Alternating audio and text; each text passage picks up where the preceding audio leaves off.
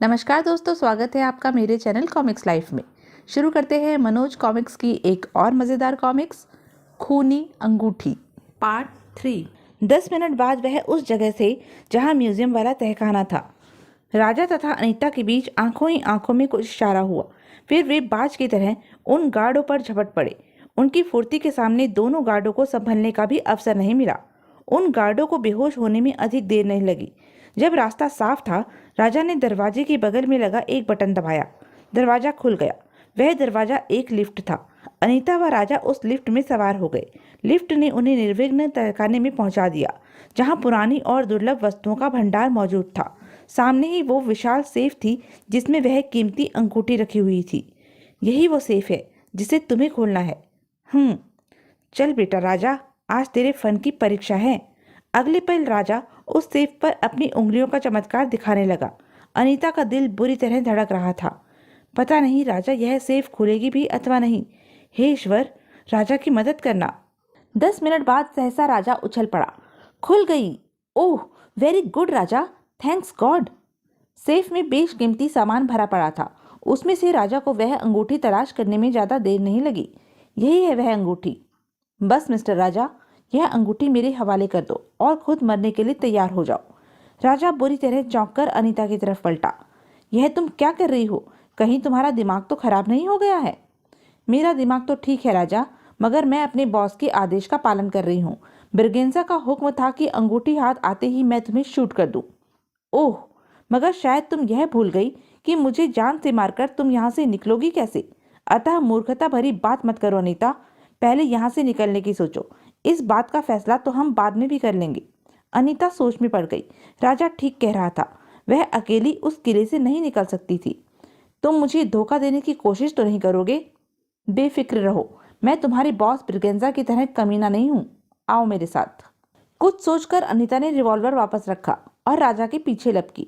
वह दोनों लिफ्ट द्वारा बाहर निकले, किंतु राहदारी में कदम रखते ही राजा की दृष्टि एक गार्ड पर पड़ी जो उन पर फायर करने वाला था। उसके निशाने पर अनीता थी। धाएं अनीता, बचो।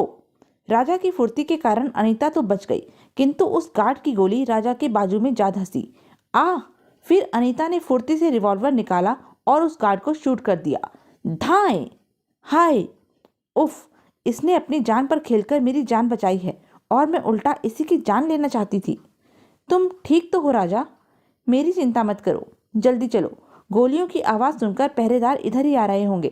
हमें फौरन अभय सिंह को अपने कब्जे में करना होगा, क्योंकि अब वही हमें यहाँ से निकाल सकता है।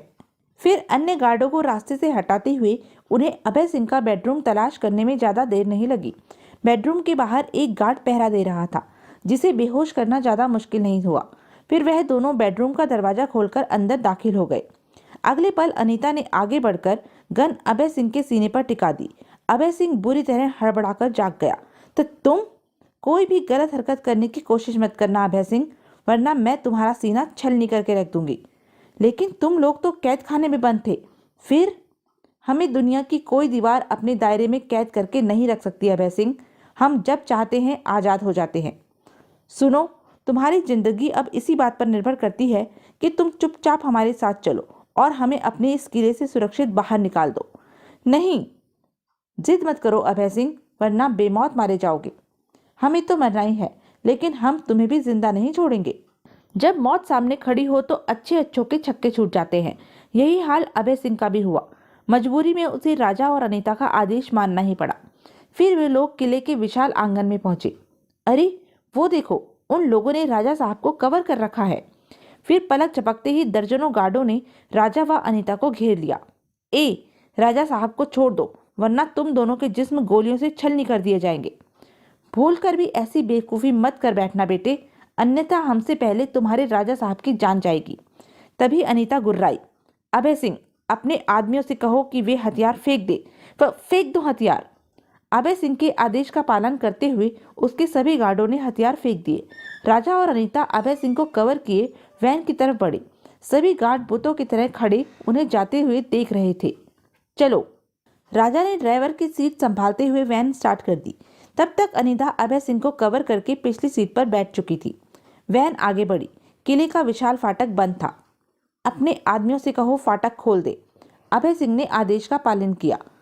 फाटक खोल दो। अभय सिंह के आदेश का पालन हुआ। तुरंत ही किले का फाटक खोल दिया गया। वैन तीर की गति से फाटक पार करती चली गई। कोई हमारा पीछा करने की कोशिश न करे, वरना तुम्हारे मालिक को अपनी जान से हाथ धोना पड़ेगा। अतः किसी ने भी वैन का पीछा करने की कोशिश नहीं की। राजा वैन को फुल स्पीड से दौड़ा रहा था। विक्रमगढ़ पार हो गया, लेकिन उसने कहीं वैन नहीं रोकी। करीब 1 घंटे बाद राजा ने एक जंगल में वैन रोकी। हिज हाइनेस को यहाँ उतार दो अनीता। यहाँ जंगल में? अभय सिंह ने हमें अपने कैद खाने में मेहमान बनाया था। इसका उसे कम से कम कुछ तो सबक मिलना ही चाहिए। ओह! फिर अनीता ने अभय सिंह को उस सुनसान सड़क पर उतार दिया। Bye bye. अरे सुनो तो, मुझे इस जंगल में छोड़कर तुम लोग कहाँ जा रहे हो? तदुपरांत राजा ने भी एक अन्य शहर के करीब वह वैन छोड़ दी और दोनों पैदल ही उस शहर के रेलवे स्टेशन पहुंचे और वहां से ट्रेन पकड़कर अपने शहर वापस लौट आए। फिर उसी वक्त राजा अनीता के साथ ब्रिगेंजा से मिलने पहुंचा। Hello boss. वेलकम राजा। वेलकम अनीता। मुझे मालूम था कि तुम लोग जल्दी ही अपना काम खत्म करके वापस लौटोगे। सुनाओ, तुम लोग वह अंगूठी ले आए? अंगूठी इस वक्त मेरे पास है। वादे के मुताबिक मुझे 50 लाख रुपया दो और अंगूठी ले लो। रुपए भी मिल जाएंगे, लेकिन पहले अंगूठी तो दिखाओ कि वह असली भी है या नहीं। मैं सांप पर भरोसा नहीं किया करता ब्रिगेंजा, पता नहीं वो कब डस ले। खैर, यह देखो, यही है वह अंगूठी। अब अच्छी तरह परख लो कि अंगूठी असली है या नहीं। वंडरफुल, यह तो वही अंगूठी है जिसके मुझे डॉन से $1 करोड़ मिलने हैं। और तभी ब्रिगेंजा ने अपना वास्तविक रूप दिखाते हुए जेब से फुर्ती से रिवॉल्वर निकाला और उसे राजा पर तान दिया। हा हा हा, तुम्हें 50 लाख रुपए तो नहीं, लेकिन इनाम में इस रिवॉल्वर के चैम्बर में भरी सारी गोलियां जरूर मिलेंगी राजा। ओह, तो आखिर तुम अपनी असलियत पर उतर ही आए। मेरा नाम ब्रिगेंजा है राजा, और मेरे हाथों ने आज तक लोगों से सिर्फ छीनना ही सीखा है। फिर तुम्हें मैं 50 लाख रुपया भला कैसे दे सकता हूँ? अब तुम यह बताओ कि सीधी तरह अंगूठी मेरे हवाले कर रहे हो या उसे मुझे तुम्हारी लाश की उंगली से ही उतारना पड़ेगा। तभी अनीता आगे बढ़ी। ठहरो बॉस, क्या बात है? राजा मेरा शिकार है। आपने मुझे इसे गोली मार देने का हुक्म दिया था, लेकिन रास्ते में मुझे इसका मौका नहीं लग सका। अब मैं अपना वह अधूरा काम अपने हाथों ही पूरा करना चाहती हूँ। ओह, लाइए, रिवॉल्वर मुझे दीजिए। मैं वह अंगूठी इसकी लाश से भी हासिल कर सकती हूँ। फिर इसे जिंदा रखने से क्या फायदा? तुम ठीक कह रही हो। किंतु रिवॉल्वर हाथ में आते ही अनीता ने उसे ब्रिगेंजा के सीने पर तान दिया। बस मिस्टर डेविड ब्रिगेंजा, तुम्हारा खेल अब खत्म हुआ। तुम्हारी बेहतरी अब इसी में है कि अपने हाथ ऊपर उठा लो। अनीता, तुम? हाँ ब्रिगेंजा, वो अनीता मर चुकी है जो तुम्हारे इशारों की गुलाम हुआ करती थी। इस समय जो अनीता तुम्हारे सामने खड़ी है वो उसका नया जन्म है जो राजा से प्यार करती है। जानते हो क्यों? क्योंकि राजा ने यह जानते हुए भी कि मैं उसकी दुश्मन हूँ, मेरे हिस्से की गोली अपने ऊपर झेलकर मुझे नया जन्म दिया है, मेरी जान बचाई है। तुम मुझसे दुश्मनी मोल लेकर अच्छा नहीं कर रही हो अनीता। तुम्हें मालूम है कि मैं कितना खतरनाक आदमी हूँ। अपने दुश्मन को मैं कुत्तों की मौत देता हूँ। कहते हुए ब्रिगेंजा ने धोखे से अनीता पर छलांग लगानी चाहिए। शायद अनीता धोखा भी खा जाती, लेकिन तभी राजा ने ब्रिगेंजा पर छलांग लगा दी। खुद को ज्यादा चालाक समझने वाला शिकारी अक्सर अपने ही जाल में फंस जाता है ब्रिगेंजा। इस समय वही तेरे साथ भी हुआ है। डिशुम।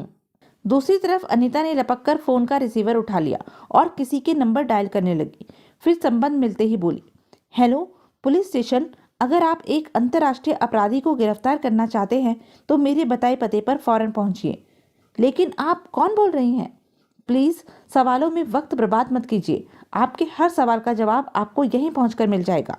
फिर जब अनीता ने पुलिस को सूचना देकर रिसीवर रखा तो राजा ब्रिगेंजा को बेहोश कर चुका था। मैंने पुलिस को खबर कर दी है राजा। मुझे मालूम है अनीता कि अब मुझे क्या करना है। कुछ देर बाद ही इंस्पेक्टर त्यागी पुलिस दल के साथ वहां पहुंच गया। यह अंतर्राष्ट्रीय मुजरिम डेविड ब्रिगेंजा है इंस्पेक्टर साहब, जिसकी तलाश इंटरपोल पुलिस को भी है। और मैं आपका मुजरिम राजा हूँ, जिसने आपके पुलिस डिपार्टमेंट को बहुत परेशान किया है। मैं चाहता तो आज भी यहाँ से भाग सकता था, लेकिन मैंने जानबूझकर ऐसा नहीं किया, क्योंकि अब मैं कानून द्वारा दी हुई सजा भुगतकर शराफत की जिंदगी बिताना चाहता हूँ। मुझे तुमसे पूरी हमदर्दी है राजा, और मैं अदालत से सिफारिश करूंगा कि वह तुम्हें कम से कम सजा दे। साथ ही राजा ने वह अंगूठी भी त्यागी के हवाले कर दी। अच्छा अनीता, विदा। जाओ राजा, लेकिन एक बात याद रखना, तुम जब भी जेल से छूटोगे मैं तुम्हें तुम्हारा इंतजार करती मिलूंगी। अदालत ने राजा को उसके जुर्मों के बदले सिर्फ 2 साल की सजा दी। वह सजा काटकर जब राजा जेल से बाहर निकला तो बिल्कुल बदल चुका था और जेल के बाहर वास्तव में अनीता उसका इंतजार कर रही थी। ओह तुम, मैंने तुमसे वायदा किया था ना कि मैं तुम्हारा इंतजार करूंगी, और आज तक मैंने वही किया है। राजा ने अनीता से शादी कर ली और वे दोनों सुखपूर्वक रहने लगे। आज राजा एक होटल चलाता है और ईमानदारी की रोटी कमाता है। वह यह भूल चुका है कि वह कभी एक नामी चोर भी था। हेलो राजा, कैसे हो? बस आपकी दुआ है इंस्पेक्टर साहब। आइए, तशरीफ लाइए, राजा के होटल में आपका स्वागत है। तो यह थी मनोज कॉमिक्स की एक मज़ेदार कॉमिक्स। ऐसी ही मज़ेदार कॉमिक्स के लिए बने रहें मेरे साथ, और हाँ, मेरे चैनल को लाइक, शेयर और सब्सक्राइब करना ना भूलें। धन्यवाद।